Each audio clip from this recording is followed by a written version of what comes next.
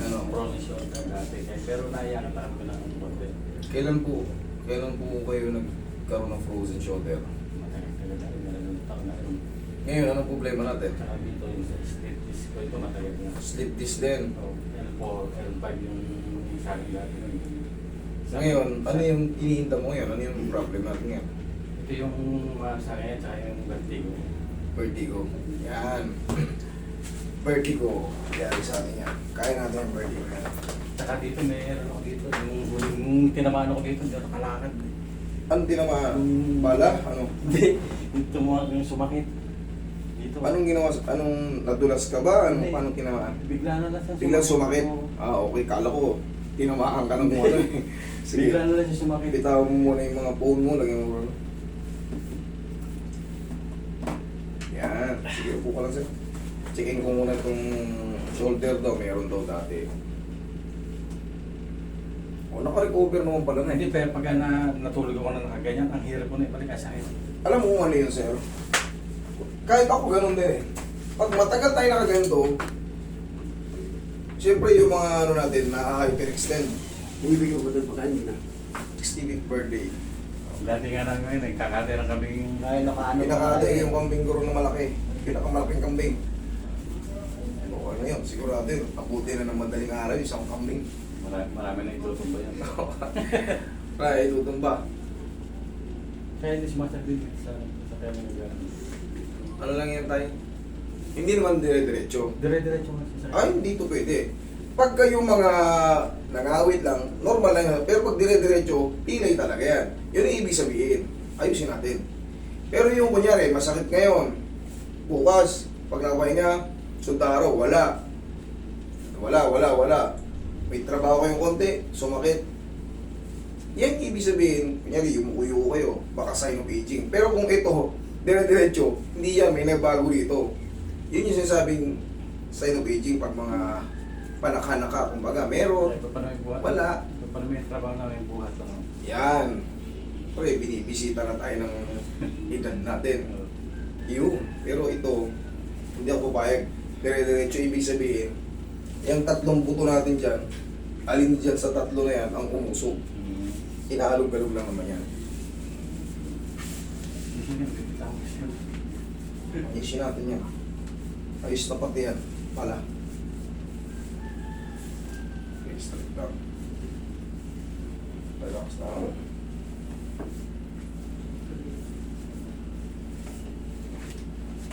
Overhaul.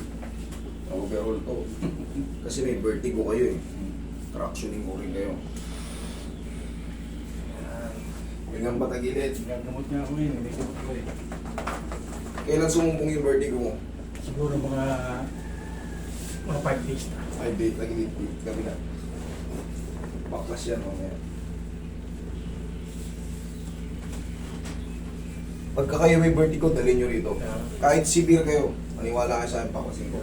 Marami pa naman may vertigo sa gawin namin. Sarap. Okay, kabilang side.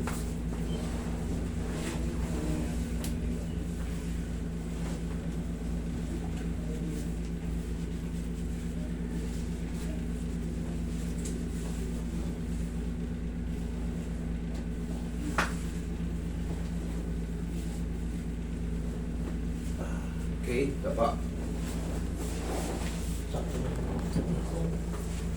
Pagkaiba yung vertigo, Hindi ko yung kami. yung palagi masakit ulo, tsaka yung nalulula. Pag yung bigla din yung baba. Yun ang vertigo. Pero yung palagi masakit ng ulo, hindi yan vertigo. Bigla din ako parang matutumba. Yun, vertigo yan. Parang lula. Pag biglang ganun, parang kang nayanig. Oo. Yan, vertigo yan. Pero yung palaging masakit ng ulo, hindi matawag na vertigo yan. Baka kulang kayo palagi sa tulog, kulang sa tubig. Yan, mga Yan, masakit. sinyalis ng mga ano yan. Ngayayat yung mga nerve natin sa ulo.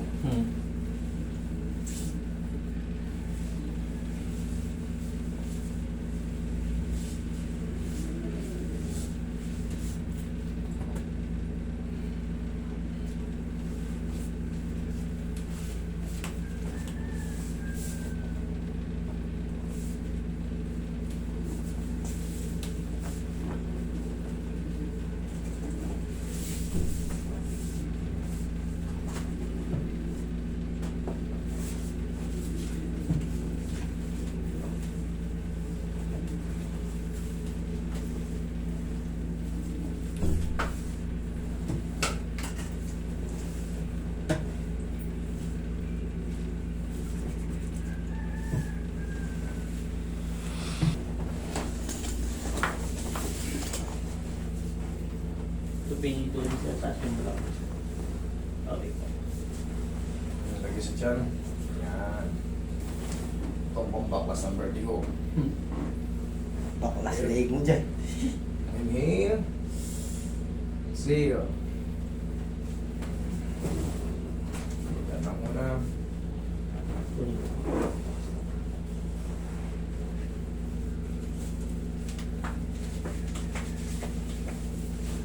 Roy.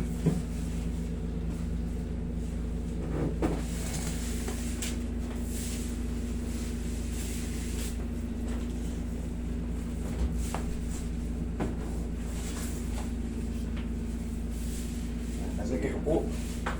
Sorry.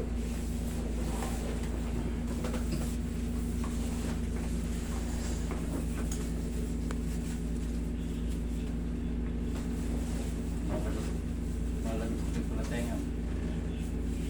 Nakahalay.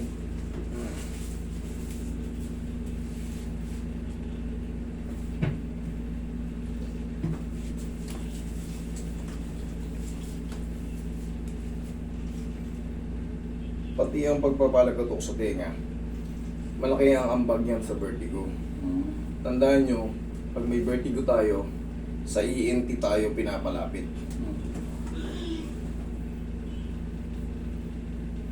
Pag sira ang tenga mo, imbalance ka, magkakaroon ka ng imbalance. Pag nagkaroon ka ng problema sa tenga. Para kang na... Oo. Yung nasa lugar sa bebe mo sa L4, L5 ko. Yung kaninang patagilid mo, yung maraming tumutunog dun. Oh, yeah. Yan ang pag-adjust sa L4, L5.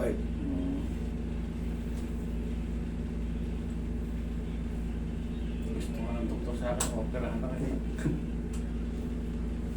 Titignan kasi nila yan kung masyado ng malayo o malaki kapag kakaipit. Meron kasi tinatawag na spondylolisthesis. Yung sa'yo, sleeve disc. Wala kasi yung report eh, merong pang ibang babanggitin doon. Kung ano yung mga may sleeve disc. Pinaka-opera kasi sabi ko, matatanggal yung sakit mo dito, babalik dito sa sabi ko, huwag na lang. Ganon din pala eh. Ganun din pa rin, double sakit pa.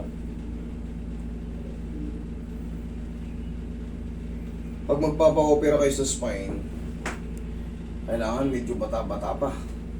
Kasi baka hindi kayo makarecover. Kaya Yan ang Oo, eh dito, siyempre yung mga pumupuntang pamilya rito, nakakwento nila, si nanay, pina-opera namin. Hindi Lumala. nakalakad eh. Lumala pa. Andun. sabi naman doktor, hindi rin mawawala yung sakit na balik-balik. Totoo naman yun kasi nga, kahit kunyari dito, in-adjust kita. Ang mahalaga lang dito, walang nabago, walang nadagdag. Adjustment lang, nawala yung sakit ha. Pero pag hindi ka nagtitigil sa pagbubuhat, ay babalik din yun kasi sira na kayo disc eh. A-adjust ulit yun. Ay di adjust lang ulit. Walang nabago, walang dagdag, walang nasukat na pera. Kasi pag inoperang ka sa lower back, sigurado gastos ka dyan, 300,000. Baka hindi lang. Master, Depende kung ilan. hindi kami pwede magbuhat ng anak. Huwag kang magbuhat ng sobrang bigat. Yung mga 25 kilos na bigas. Pwede, Kasi yan ang negosyo. pwede, pero tatandaan mo, hanggat maaari, itulong mo tong paa mo. Huwag kang magbubuhat ng paganto. Kunyari, nakaganyan, no? Nakakapit pa ako. Oo, kasi wala kasi yung palis mo, o kaya yung ano mo, titignan ko kung gano'n na kanon eh. Tsaka matagal na yun, no eh. Matagal sa akin. Maaring baka. Yung disc kasi, ibig sabihin ng sleeve disc, sira itong ganito mo. Yun nasa pagitan. Oh, ito L4, L5 yan, no? Ayan. Dalawa yung sa'yo, di ba? Sabi mo L4, L5. Dalawa sa akin. Isa man ang sumablay dyan, ganun pa rin kasakit.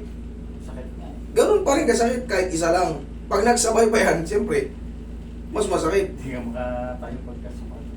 Pero ngayon yan, lakad tayo, lakad. Oh. Biglang tayo, oh. Biglang upo, tingnan mo yung vertigo mo, biglang higa. Oh.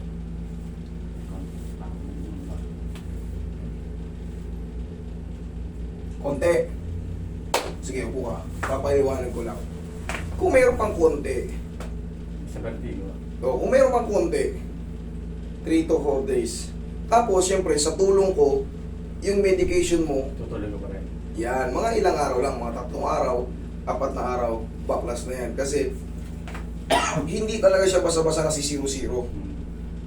Mararamdaman mo lang na, so okay to, parang konting-konti na lang. Siyempre, pag napahinga ka pa, tapos iwas lang talaga sa sobrang puyat. Huwag lang muna kayo, magbawas lang kayo ng ano.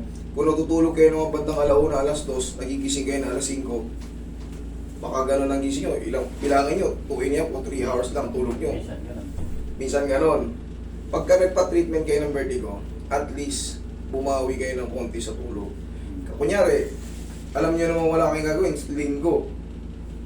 Magising na kayo, mga bandang 11:00. Kasi pag umiidad ka, minsan ang tagal natin makatulog. Gising man, konting kaluskus lang ng ano, Oo nga eh.